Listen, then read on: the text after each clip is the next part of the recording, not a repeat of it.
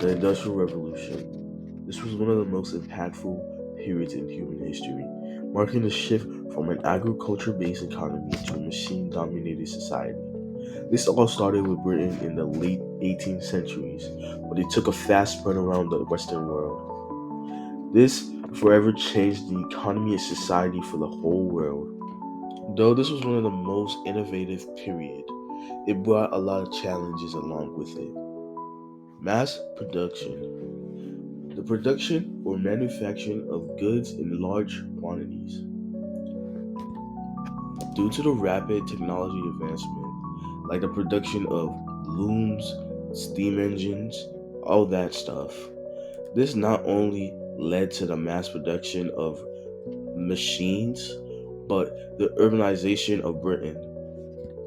As many people came into Britain looking for jobs, they would start to work in factories. The problem with these factories was the mass exploitation. Michael Thomas Sadler was born in 1780. He was born into a rich historical lineage dating back to Sir Ralph Sadler. Even with his huge influential lineage, Michael would go on to set a different path as one of the most influential people. Sadler's true influence begins in 1816, where he enters the parliament as a member of the Constitution of Wilderness. By a majority of these factories being ran by child labor, children were forced to work hours of 5 to 6. They were forced into dangerous conditions that no one should be. Sadler saw this and sought to use his power for actual good. He put his force towards for the community as he set forward to make a Sadler committee. In 1832, Sadler launches his committee.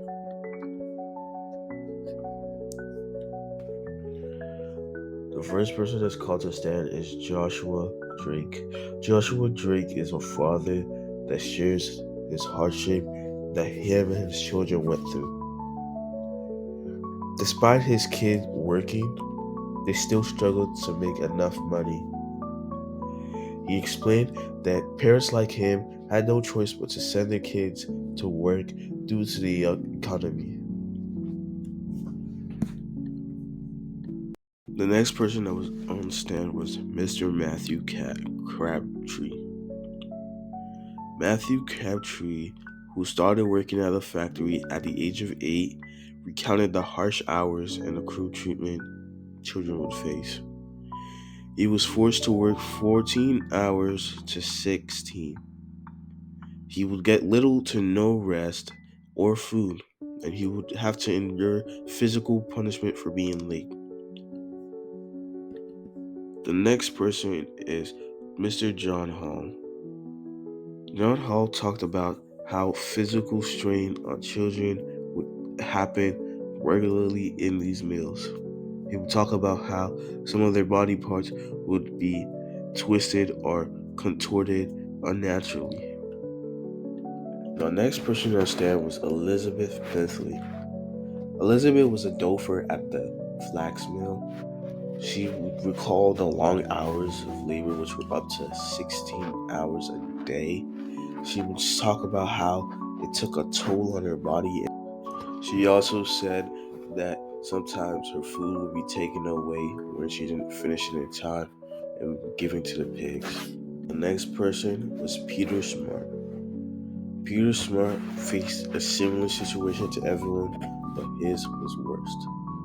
He was locked up in a factory with children being physically punished if they attempted to escape. He worked under cruel conditions and later became an overseer himself.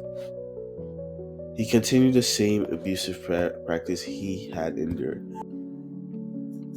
After all the workers testified, it ended up leading to the Factory Act of 1833, where children aged 9 to 13 could work a minimum of 48 hours a week.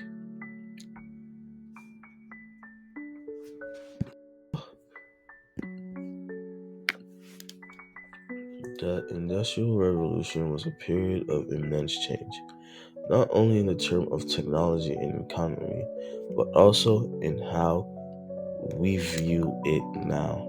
After I showed you all of that, it showed the great suffering and pain that went into working into those factories.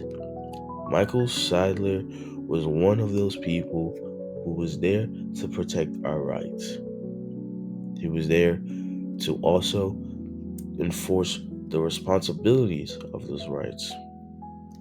Without Michael Sadler, who knows what would happen regarding child labor laws.